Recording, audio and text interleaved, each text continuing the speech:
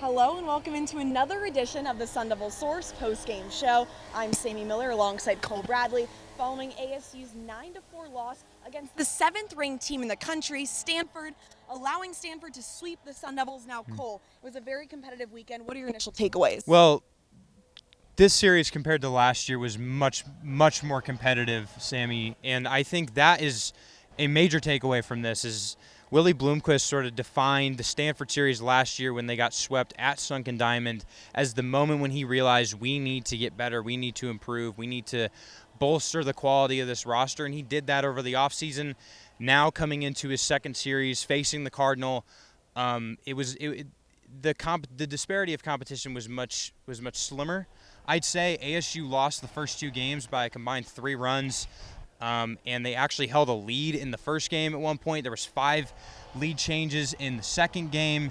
The offense continued to be explosive and prove why it is arguably the best in the Pac-12, but it was let down time and again by its pitching, which we'll talk a little bit about more. But that was something that he even took away from this series is, his team hung in there. He said that multiple times, and I think that is something that sort of, in a season where we've had so many indications of, wow, ASU's taken these major strides, this is another one where it just seems like, wow, ASU seems like it's right there in terms of, really being nationally prominent again. They're not far away from sort of being back in that conversation, I guess. So this series sort of defined that, despite the fact that it resulted in a sweep.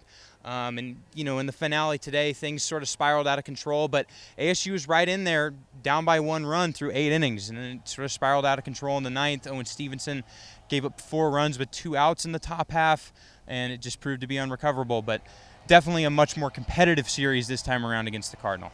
And a big reason why it's been so competitive is they have one of the most explosive offenses in the country. But one thing that continues to hinder them time and time again is their pitching, in specific their starting pitching. So what have you seen from that group? Yeah, it was very, very rocky this weekend. It was really rocky in Oregon as well. So that's something that Bloomquist has defined as, with the Achilles heel, if you will, of this team. It started off as the underlying strength, it felt like, and against San Diego State, it was like you had the feeling of, wow, ASU really turned a corner from last year on the mound, and now they're starting to revert back, I should say, to the 2021 Sun Devils, especially in the starting pitching department.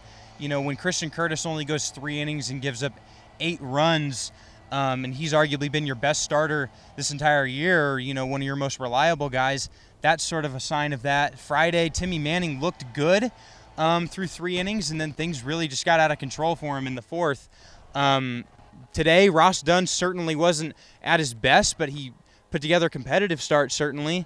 But it's not even just this series, Sammy. It's been the last couple of weeks in general of conference play since the competition has gotten increasingly tougher. And even in the Oregon State series when that starting pitching wasn't great that weekend either.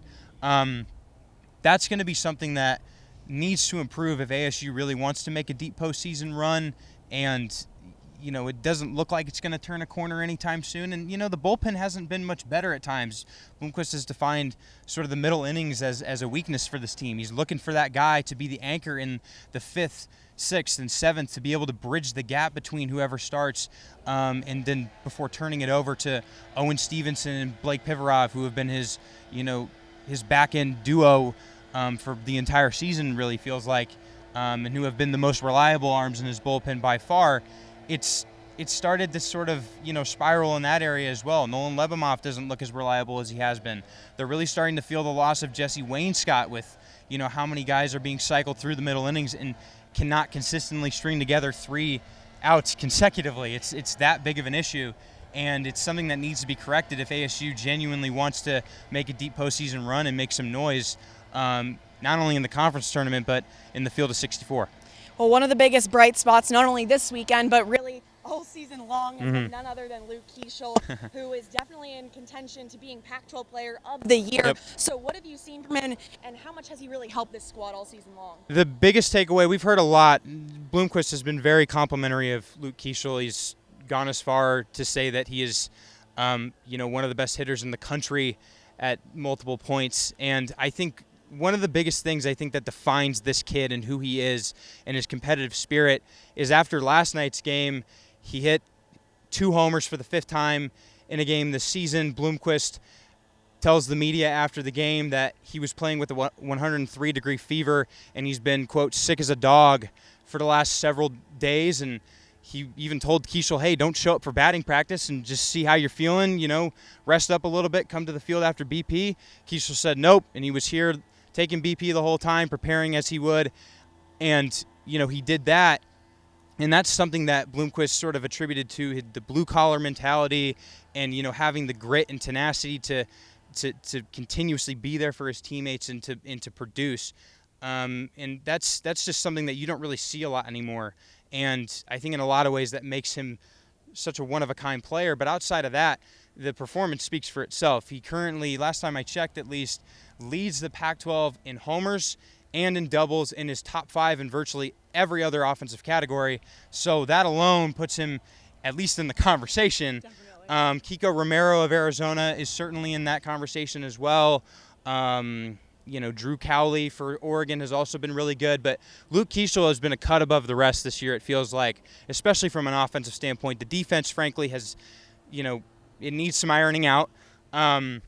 But this is his draft year, Sammy, so it's been that much more important for Luke Keishel to come out and establish himself as one of the best hitters in the country in order to sort of boost his draft stock. And I think he's really done that over the last several months and, really in making his transition from San Francisco to, here at ASU and providing the performances he has. And it's really shown week after week. He's been the anchor of arguably the most explosive offenses we've talked about in the Pac-12. That's significant. And this is a lineup that includes Ryan Campos, Nick McClain, Jacob Tobias, all very, very good hitters. But Luke Keishel has just been a cut above the rest. These Sun Devils, they only have 2 more series remaining, USC and UCLA. So as of right now, what does their postseason picture look like? Well, it certainly took a hit this weekend against Stanford. Obviously, with first place in the Pac-12 on the line, ASU was not able to pull out even a single win. Their regional hosting hopes, if you will, I think are almost certainly out the window at this point. It would take nothing short of winning the next 2 series and then probably winning the conference tournament in order to actually put themselves even back in the conversation, I think. But even then, that just feels very unlikely. ASU still holds second place in the conference, so that is significant. If they can take these next 2 series against 2 very quality opponents in USC and UCLA at home, they definitely put themselves in a better position heading into the conference tournament. But they're still really going to have to make a lot of noise if they want to be back in that conversation. I still think that this team is currently a 2-seeded team in the field of 64. If Selection Monday was tomorrow, this team would probably be a 2 seed in a regional. So there is that, and I think just making the field of 64 is an upgrade from last year when they didn't at all, of course.